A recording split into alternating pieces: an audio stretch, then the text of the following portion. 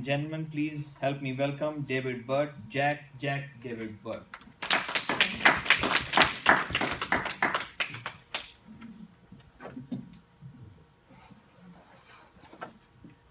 Thank you, Mr. Toastmaster, fellow Toastmasters, and most welcome guests. After a long day of unlucky hunting, I found myself stuck in the middle of the marshlands for the night without any flashlight or lantern to guide my steps. So I settled beside a fallen log to rest for the night until daylight. As I tossed and turned, I recalled hearing a story from my great uncle about a ghost that haunted the marshlands. There once was a man named Jack. He was a nasty guy. He used to beat up on his wife and his kids. And as he got older, he got worse and worse. Okay, sorry.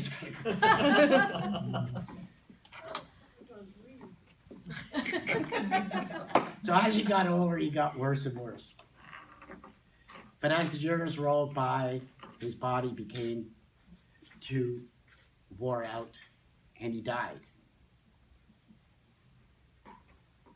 So when he died, he went up to heaven. But St. Peter wanted nothing to do with him and told him no, he would not be allowed in. So Jacques decided to go to hell. But before he got there, the devil already barred the door and said, I don't want a rotten guy like you in mine. He told Jack to go away and don't come back. How am I supposed to get back in the dark, Jack mumbled. Give me a lantern. So the devil threw him a burning coal for a light. So the devil, so Jack took that molten fire and went back to earth where he wanders forever through the swamps and marshlands of the earth. So as I was drifting off, I had noticed a blinking light across the marshlands. And I heard this whisper, Jack, Jack, Jack. Is that you, Jack-o'-lantern? I called jokingly. Then the whisper come back. Jack, Jack, Jack. I started to get spooked. I clutched my gun to my chest, and the hairs on my arms stood up. Was that my echo of a voice, or was that real? Who's there? I shouted, trying to sound brave and menacing. I waved my gun around. Show yourself at once. Jack, Jack, Jack. He's from a completely different area of the marshland. Shudders ran up and down my spine at the sound of that ghastly voice coming from nowhere. I huddled up against the log and wanted something firm to lean back on. Suddenly, the story of the jack-o'-lantern didn't seem so much of a joke.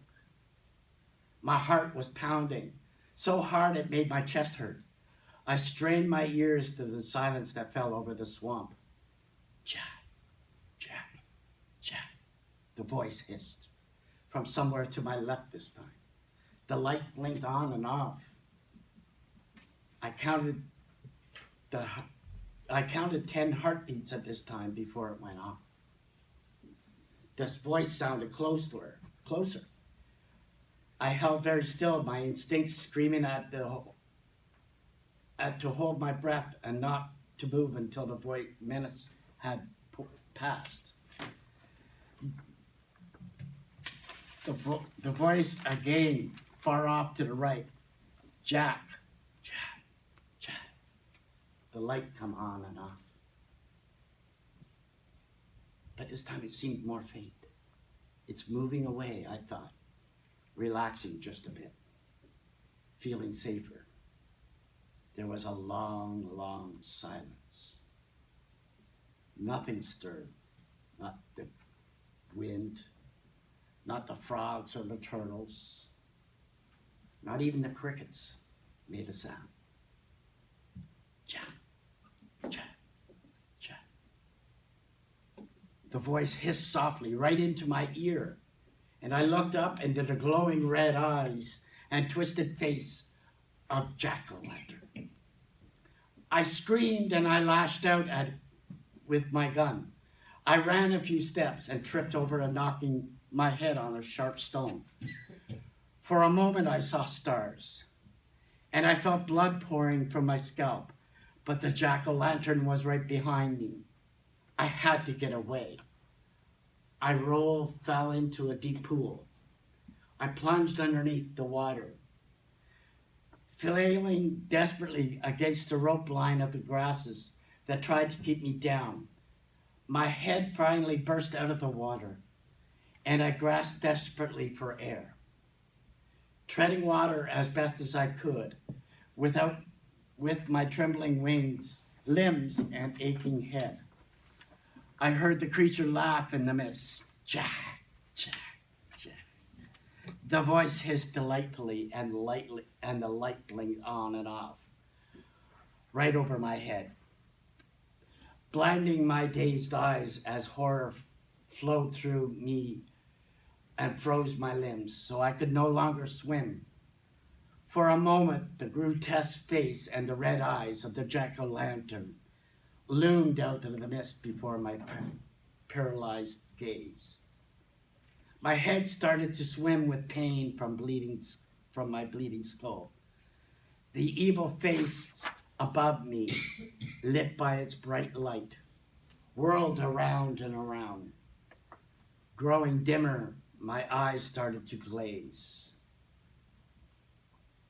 I was vaguely aware that I should keep swimming, keep trying to make my way to the edge of the pool. But the effort was too much for my suddenly heavy limbs. I barely noticed myself plunging down and down into the watery depths of the pool, too stunned by my injury to fight for my way to the surface a second time. Then there was only darkness and the silence and a voice hissing in the cold. Jack, Jack, Jack. So, fellow Toastmasters, that is the story of the jack-o'-lantern. Thank you.